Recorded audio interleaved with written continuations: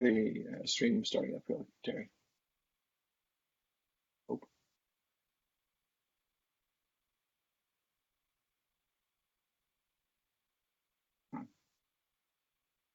you guys there? All right. I think we're all live. Welcome to today's episode of Preachers Do the Work. And we are joined today by my good friend, Luke Adams, and as always, Phil Martin.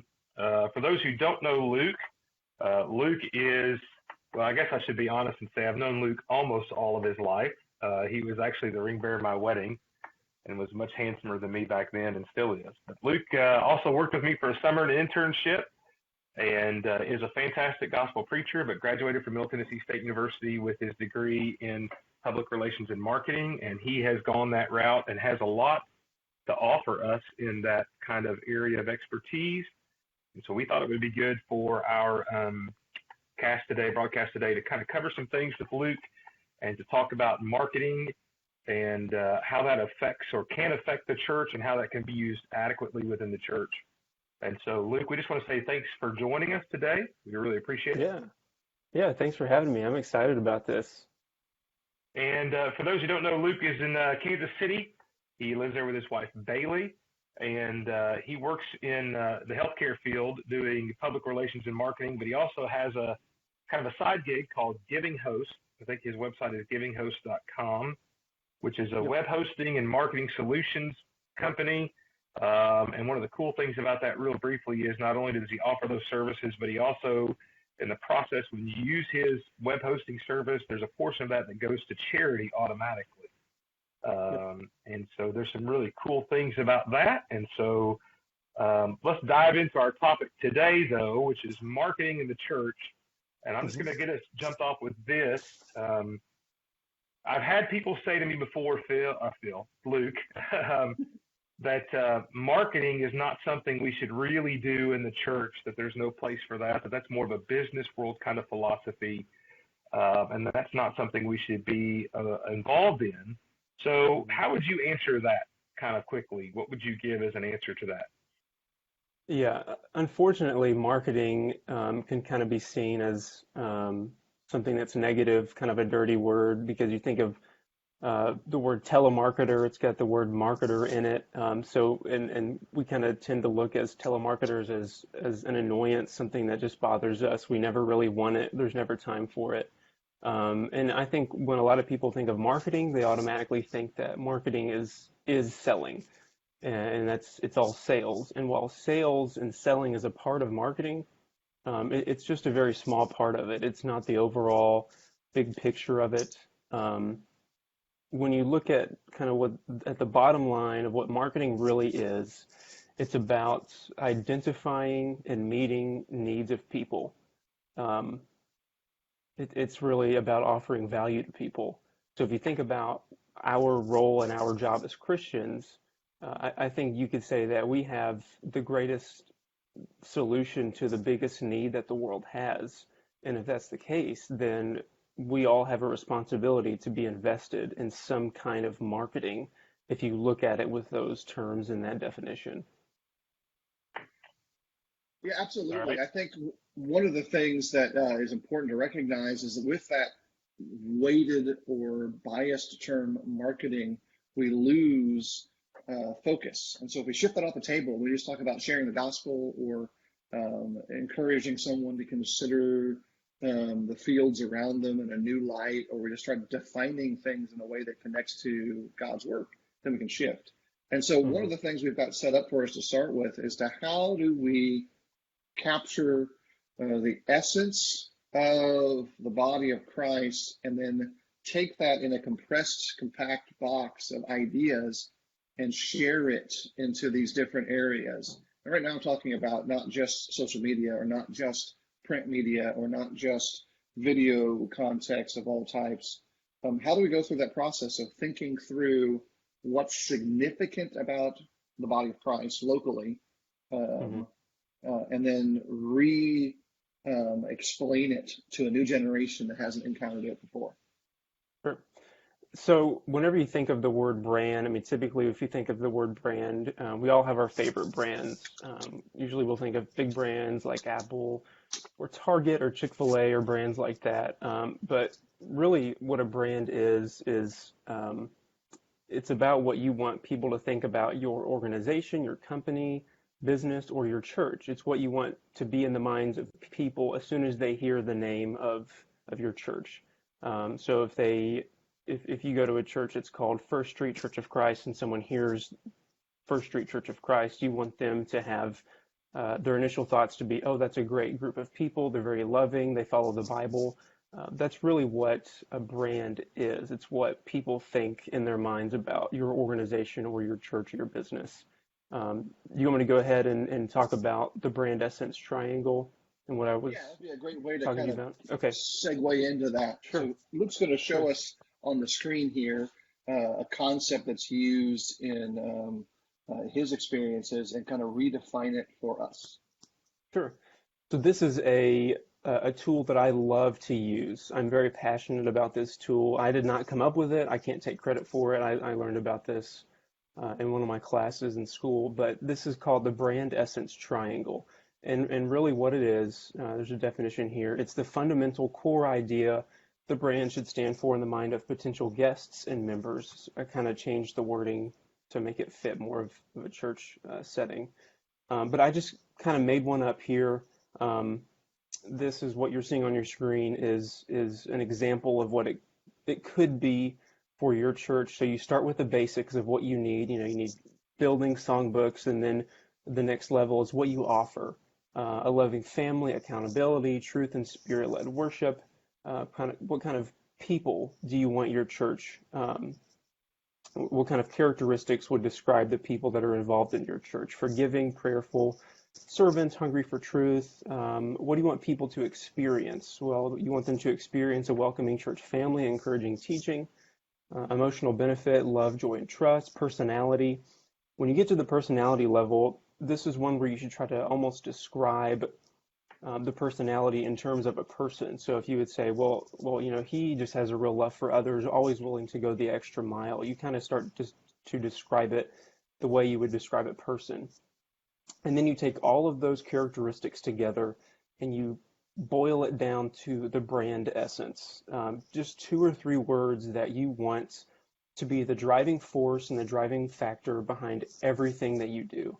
So you could, and there's really no perfect answer, but you'll kind of get a few ideas and one will stand out as better than another, because this is best to do in a group setting because everyone can contribute to this. Um, so you could look at this brand triangle and think, okay, maybe loving service, brand essence. Then you take loving service and you think, okay, now they're in your discussing the best way to welcome guests as they walk into your building. You think, okay, with this new guest program that we're talking about, how can loving service be seen through this program?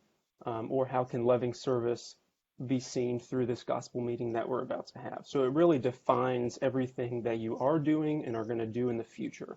So that's a tool that I really love that I think kind of helps you narrow down exactly what you want in the minds of your church members, but also in the minds of people in the community when they hear the name of your church. So I'd be happy to share that with anyone, or a blank template for that if that's something that you all would like to use. I think this is best for church leaders to use to sit down together and to talk about this. Yeah, it'd be great if maybe if we can get that in a PDF or something, we'll drop it out Sure. for everybody. Yeah, that's what I was going to say. Is we'll put that in the comment section down here under our discussion today. And you know, it's interesting that when you talk about branding, and just quickly about this, you tie that not just to some kind of, we think about branding like sometimes we think about the Nike swoosh, that is their brand, that's the logo, that's not really branding. But you made a great application to branding when you talked about every aspect of our kind of work should represent that brand. So if it's a gospel meeting, right, how does that represent our brand? If it's a meeting flyer, how does that represent our brand? If it's a bulletin, how does that represent our brand? And so right, one of the concepts of that is when you figure out what your brand is, that kind of should direct everything else. And help you kind of understand when you do things that it actually fits into that branding scheme for you and the church where you're at. Yep. And that may be different. One of the key words for our brand is discipleship. And so we might interchange some of those words and ideas with the idea of discipleship, and that everything that we do needs to be tied to that idea. Here's a way to think about it for folks that maybe are struggling with the concept brand essence and my brand. Whenever we say brand essence or my brand, just replace it in your mind with our local body. Because we're using these terms accommodatively to accomplish a secondary goal. So how does this represent our local body? If our gospel meeting doesn't really connect well because we did a poor job selecting the speaker or the topics, or how we announced that event is coming up, how we told people ahead, like our flyers. Here's an illustration of things I've seen done before. You put together a VBS flyer or a gospel meeting flyer, and the presentation of all the pictures in the classes look like this really rich, vibrant demographic of lots of little kids, all kinds of different backgrounds, skin colors, hair types, sizes. And you get to the building, and there's like 3 little kids there, and they're all the children of one family. That's not a great marketing plan. That's not a real representation of the body that's local. And you're presenting something that is never going to get what you want. You want people to be interested in the gospel. And if you show them something that's basically not true, they're less likely to believe you. Like if you show a meeting announcement that has a spinning disco ball coming down from the ceiling, and your gospel meeting is 3 old dudes, you've missed the mark, just to be gentle. Right. And the 3 old dudes might have great information. I mean, they may be the best guys, but they're not disco. Maybe they were disco, but they're not anymore. Hal asked a question that kind of incorporates this process of our shift in ideas. He was saying, like, well, do you cast a net or do you use a harpoon when you're trying to accomplish things from let's say from a brand essence marketing perspective? And I've got some answers that are me answers, but I want to hear what Luke has to say to that specific question. Did you get it? What was his question? His question is, do you prefer the big net or the harpoon? Do you try to attack the largest audience possible, or do you target people who you are confident will give the gospel a fair hearing? I think I would answer that with, I think before you focus on who your target should be, I think you've got to focus on who you really are first. And I think once you do that, then you'll find out who your target really is. I think that would be my answer to that question. Yeah. And my perspective is, go ahead, Terry. Well, I was going to say yes. That's my answer. Because you got to do both.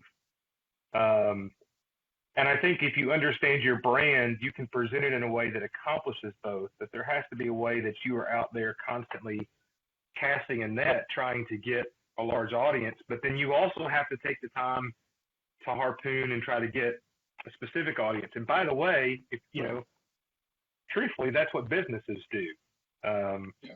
You take like an insurance agent, he's going to mass mail some things as a net, but then he's going to specifically target his existing customers for add-ons by calling them directly and asking them. So they're doing both. I think you can't do one or the other. Would be part of my answer. Phil, I know you have an answer as well. Well, I think it's really easy in some ways to think about it this way for me. This is how I break it down. The local church, the local body, should be really good at casting a big net, as big as they can personally get it. They can spread the gospel to all Macedonia. That should be the local body. Every member should have a harpoon in their back pocket, so when the net pulls in something, they spear it when it gets close. And so on the individual side, when we shift our perspective, the individuals are spearing, if you will, with the gospel, where the group who can do different things as a group are casting a bigger and bigger net over and over and over again, and enabling people to cast small nets in the middle. And so the answer is going to be distinctive based on what component of the local body you're looking at. And for the evangelist side who's trying to do the work, You're trying to equip people to do that well, equip people doing it with excellence on the net casting and with the spear stabbing. If you want to have that, I guess that's the right connection there. Yeah. So, and that kind of brings it to an illustration of this concept that Terry kind of hinted at with Nike's logo. Nike's logo is an iconic representation of ideas moved to visual media. And, Terry and I, basically Terry kind of threw together a little quick logo for us because we really didn't want to invest a lot of time on the back end of our product. Let's just do the work, DTW. It's not special. It's not well thought out in the sense of all these integrated components. But I'm curious for us, for those who are part of this conversation today, what's the process we would use to take brand essence, once refined, and apply it in a single-use visual thing that, they're going to use it a lot. Like that logo is going to be on everything.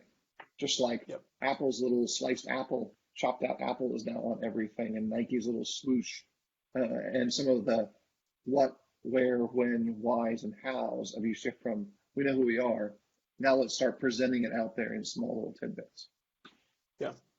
So I think once you kind of boil down your brand essence and determine what you want to be, then you figure out your target market or who you really want to hit with your brand. And the church is a little different than, obviously a lot different than businesses. You need to be careful what I say there, but it's different in the fact that, we're not just after, so for example, I work in senior living. So we have two target markets, basically adult children and seniors. So we're not really after 18-year-olds because, unless it's for a job, they can't do much with our brand. So we're not active on Snapchat and things like that. And we still advertise in print media, newspapers, and all of that. But once you define your brand essence and figure that out, then you incorporate those ideas into your logo. So for example, Terry's, where he worships, I helped them with their logo, and it has a heart, and it has 4 parts of the heart, and each part stands for something different.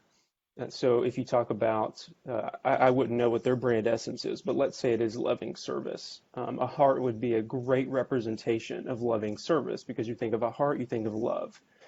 So that would be kind of a way to get that brand essence into the logo. So before you even do a logo, I think defining what you stand for is definitely more important than just how cool your logo can be. It's not going to make as big of an impact if it's just really cool but really has no meaning. Does that answer your question? Yeah, I think that's a process for us to kind of gain. It's like, how do we, and like, what is the then value to it? Once you have a logo, it can become, at least in my perspective, the bridge between each of your projects. A local church's projects might be their edification program, where they are trying to encourage their members to grow through Bible classes, through one-on-one interaction, through home Bible studies, through personal service that the deacons might be supervising, through shepherding that the elders could be involved in. And then the branding comes in as the tie-in that says, I'm doing this in the box of this bigger picture. Well, let me jump in there real quick about our heart and kind of explain that, because our kind of brand was being disciples and making disciples, and our heart is referring to what we call the heart of discipleship, which is kind of what the use purpose would be there?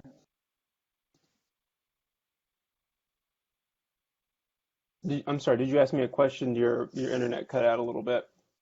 Yeah, I think you froze a little bit there, Phil. Can you hear me, Luke? Yeah.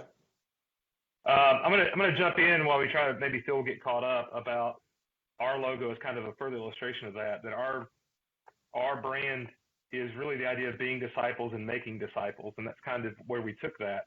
And so that 4-piece heart represents our 4 core areas. That's a concept from Tom Rainer's Simple Church, focus on the basic core things. And those four things were praising, which is our worship, and learning, which is our Bible classes, caring, which is our small groups, and teaching, which is evangelism. And so each one of those four pieces represents those four things. But also at the center, as you know, is a cross, which is kind of a tie-in to Jesus. And if you look at that logo in a certain way, you actually see people in those four jigsaw pieces with their heads. And so there's a representation of fellowship there as well. So there's a lot of layers to that. And we use that in just about every way possible. For instance, here's a note card that we can send out, and you can see that the front of the note card is our brand. It is our logo. And if you were to walk around our building, you're going to see that heart on the screen of the PowerPoint. You're going to see it on signs all over the building. Probably in a couple of weeks, we hope that you're going to see it on the signs out front. And one of the reasons for that, and this is where I think sometimes we kind of maybe fall short a little bit, is where our building is situated. We're situated between two churches. Nobody knows where we're at. And our sign is just black background with white letters, and it blends in. You've seen pictures of that, I think, and it has no impact whatsoever. And we're on one of the busiest streets in town, and nobody, when you tell them that I preach and I tell them what church, they have no clue where that's at. They have no idea where that's at. Well, we're replacing that sign that has our logo, and it's going to have in the center of it a big blue heart, this jigsaw puzzle heart.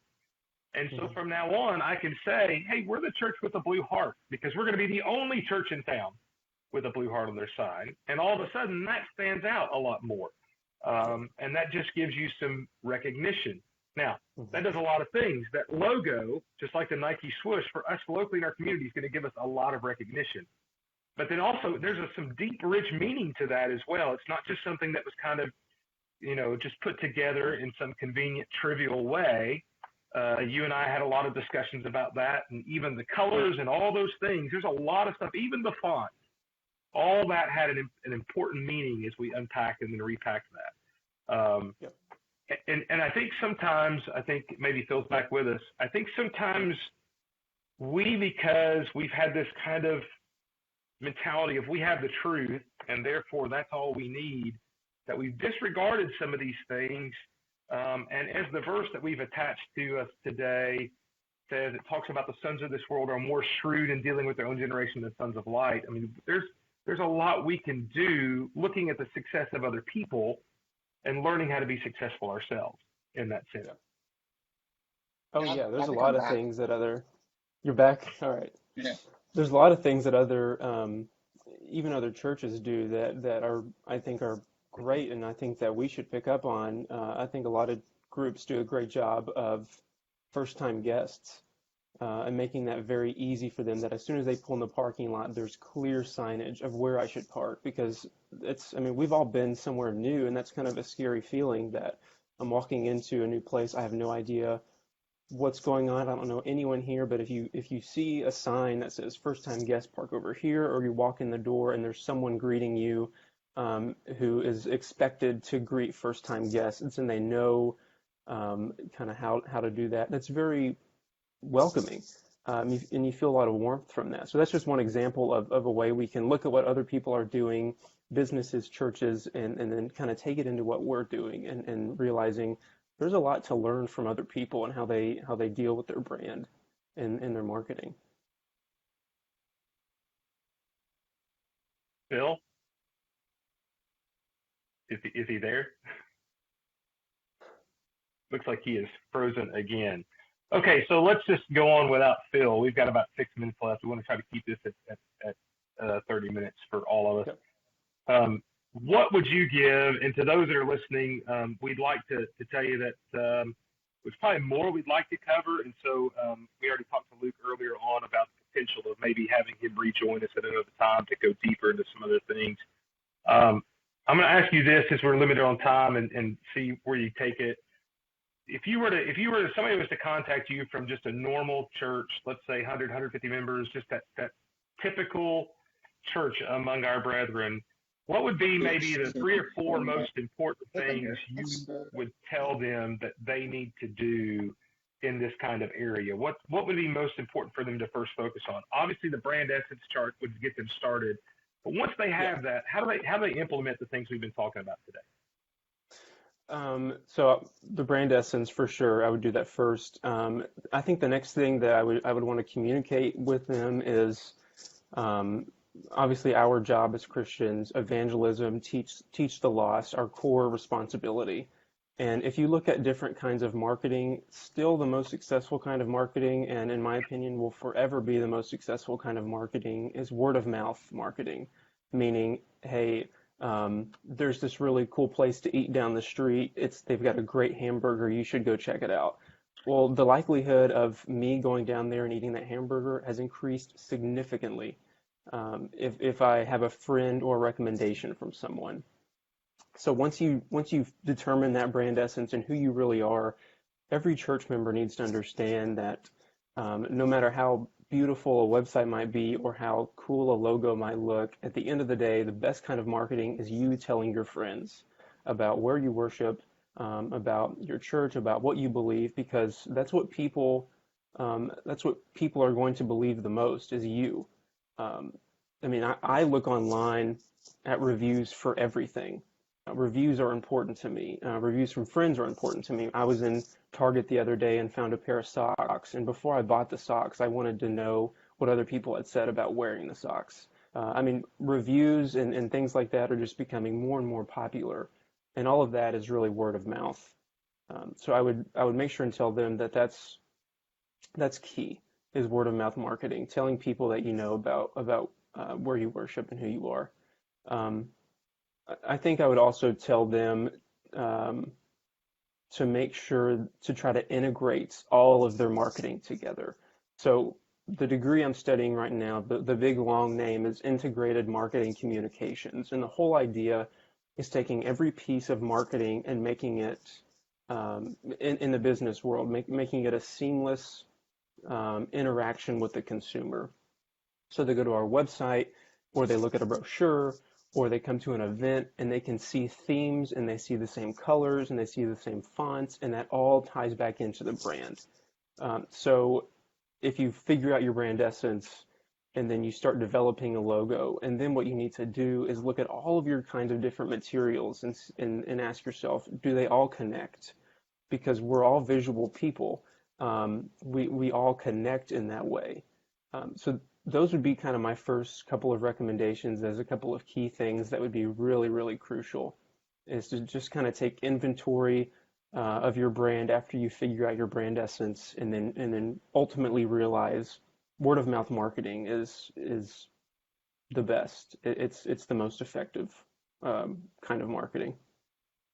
Well, and one of those things about word of mouth marketing that's important to understand is for your members to be telling people that you are the most enjoyable place to worship God, you have to be the most enjoyable place to worship God.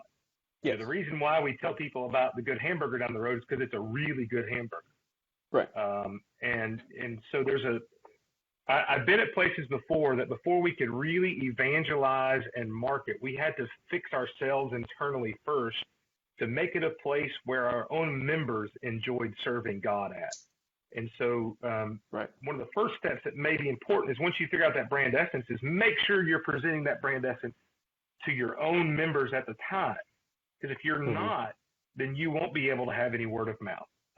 Yeah. We don't talk about how great church is if it's not great. And I think that's Yeah, one of the back kind ahead. of good. And so that's the first thing. The other thing to say, because Yeah. we're about done, it's nice of you to join us with a minute to go. And we'll get into tools probably at another broadcast, but I do want to just get into this quickly because you and I have done a lot of this kind of stuff. I just want to tell people that there was a time when I started preaching over 20 years ago after working with your dad in an internship. We had to, if we wanted anything done right, we had to pay somebody to do that. We had to spend a lot of money on designs, which is why we didn't have logos back then. I think it cost a lot of money, and then to have anything printed that was of any caliber, if you wanted color, if you wanted those things, you had to send that off, and you had to pay. I mean, a color copy back then almost cost $1 a sheet. Today, between the software that's available and you having what is really not much more than a mid to low level color copier, that a contract's going to be probably less than 5 cents a page to print full Yeah. color. the possibilities to brand the church, your local church, with logos and colors and all those things you talked about are so much more affordable, and it's endless possibilities. And that's another probably broadcast to talk about different ways to do that. But it is so much easier now that I kind of feel like I'm going to make a strong statement, probably be chastised later for this, but if you're not doing that, I think you're not using a blessing that God has given us at our current time, because we just have a tremendous ability to do that better than we ever have. And that also leaks over to digital social media like we're using now as well. All this stuff is so much more affordable than it's ever been. We should be using it and integrating everything, like you said, together in that process. Right. Yeah, exactly. I mean, doing a lot of work in graphic design, it's always amazed me that everyone has an opinion on it, even if they have no experience designing anything, just because they have this inner feeling that they think that they know whether or not something looks good. If you don't have experience in graphic design, then don't just make something in a Word document and assume that it looks really good. Get an expert, hire someone to do a logo, because it's very, very important. It's not something that you should just do in 5 minutes and be done with it. Don't be that guy that lays out a book in Word, right, Luke? Yeah, I can't say anything else about that. Right. I'm gonna get in trouble. Yeah. Thanks. Hey, Thanks, Terry. you know what? I just lost my Christmas gift this year, Terry. Thanks a lot. Yeah, if you're still using Microsoft Word for your publication processes, then you might as well be driving Fred Flintstone's car and expecting to get on the freeway, because it's just not going to work well. Well, Phil went deeper than I did, Luke, just for the record. Let's just point that out. Yeah. Microsoft Word's great, but it's not for that. It can do other things really well. If you need to talk to your businessy guys about businessy things that don't require visuals, then you're fine. Last quick comments. I got a couple questions that are connected to it. A way to think about this for folks is ask yourself the question, why do you really go to Chick-fil-A? Their chicken is good, but their service is excellent. And you go there for a lot of other reasons. So why do you come to the congregation you're at? If the congregation isn't healthy, you may still go out of your deep commitment to the Lord. But if you want someone who's not deeply committed to the Lord to come, you've got to get it to a point where it's good, and then serve them in an excellent way. So with that as a backdrop, Luke, there's a couple of tidbits. Like, this is a takeaway that you wish churches would do. What are one or two things that you wish local churches were doing, and one or two things you wish they would stop right now? Like, just stop doing that. Okay. You can have the last word. Sure. Yeah. The one thing that I wish churches would stop doing right now is it's when a visitor comes in, a guest comes in, and the first thing that happens to them is a visitor card is shoved in their face. They just want immediately to get their email address and whether they're interested in a daily Bible reading schedule or to sit down with the elders. I mean, yes, at some point you'd like to get that information, but that doesn't make a good first impression. What they really need is to talk to someone and to feel connected. And then maybe later on after services, maybe try to get some information from them. You don't need a whole directory listing of their family tree and their life, but at least a name, email, and contact, some way to contact them. So that's always bothered me. And what I do anytime I visit a place, I always fill out the card because I'm always interested to see whether or not they actually follow up. And more often than not, they don't. And I think that's really sad. I think one thing that I wish churches would start doing is really taking seriously how well their materials look as far as graphic design goes. We can talk about this at another time and could spend multiple sessions about this. But there's a resource that I use every day, Canva, Canva.com. You can go on there and they've got pre-made flyers for everything. Some of them are church specific, some of them aren't, but they look really nice, and it's an easy way to make a flyer. It's very fast. You can download a free PDF. It's just a great tool to use, and I recommend it to anyone that I meet. And you use the buzzword that most brethren are addicted to, which is free. Yes, that's free. Terry, any last parting shots? I just want to tell people that if you're interested in talking to Luke, you can get a hold of him at GivingHost.com and talk to him that way. If some of the things you've heard, for instance, I would highly recommend him. I'm a design guy that doesn't have as much experience as Luke now, which is sad to say. But we use Luke to design our logo, and if that's something you want to do, talk to Luke. He's got a great eye for this. He's fantastic, and we look forward to maybe bringing him on and talk more in depth about tools and even things that are as nerdy as fonts and branding and packaging and those kind of things. So maybe in a couple of months we'll have him back on and go down this path again. Yeah. Yep. We'll I enjoyed it. Yeah. Talk about why you wouldn't want to use Comic Sans, why you wouldn't want to use Times New Roman, why you should never use Papyrus as fonts for your print or visual media. It has more to do with things that maybe you haven't experienced before than, ooh, that looks pretty, which is a factor. Right. That's a thing. Luke, thanks for coming. Terry, thanks for setting this up. I was able to make sure that the feed stayed up. There were some technical issues in the back end that I was trying to solve, so it looks like everything worked out that way. You guys didn't really need me at that time too, which was a double plus.